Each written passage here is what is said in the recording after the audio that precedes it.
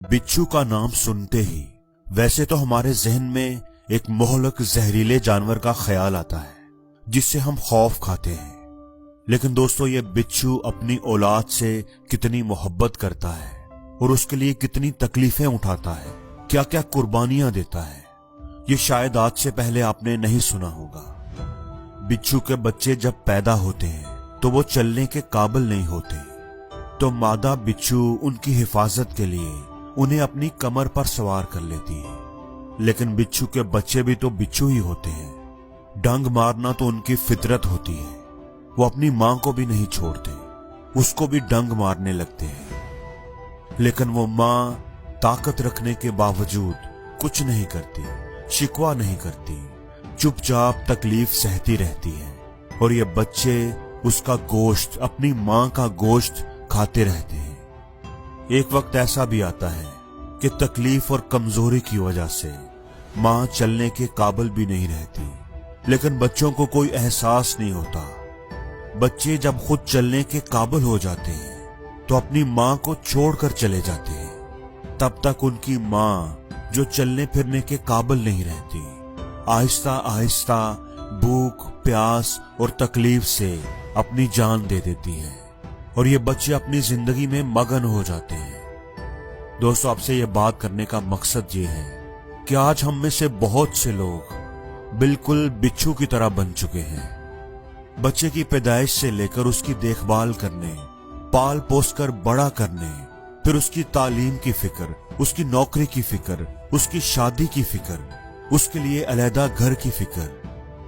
वालिदैन अपनी सारी जिंदगी अपने बच्चों के लिए कुर्बान कर देते हैं। अपनी अपनी बसात और हैसियत के मुताबिक दिन रात मेहनत करते हैं।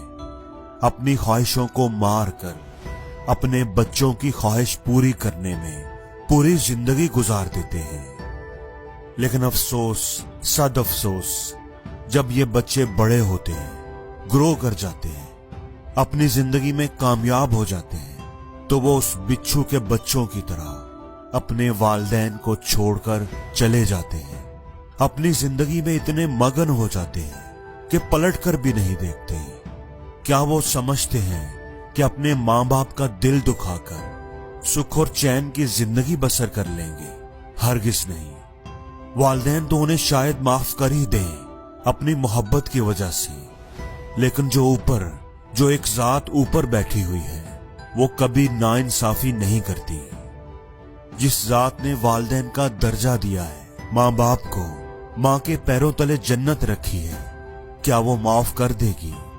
बिल्कुल नहीं करेगी। बहुत से लोग अपने बूढ़े वालिदैन की खबरगिरी तक नहीं करते, अपनी अपनी जिंदगी में मसरूफ रहते हैं, अपनी ख्वाहिशों की, अपने मकसद की तामील के लिए कोशिशें करते रहते हैं, बिल्कुल उस बिच्छू के बच्चों की तरह।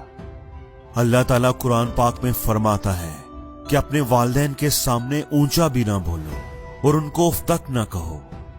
फिर फरमाया कि बाप की रजा भी अल्लाह की रजा है। अल्लाह के नबी सल्लल्लाहु अलैहि वसल्लम ने फरमाया, वालिदैन के चेहरे की तरफ देखकर मुस्कुरा देना मकबूल हज का सवाब है।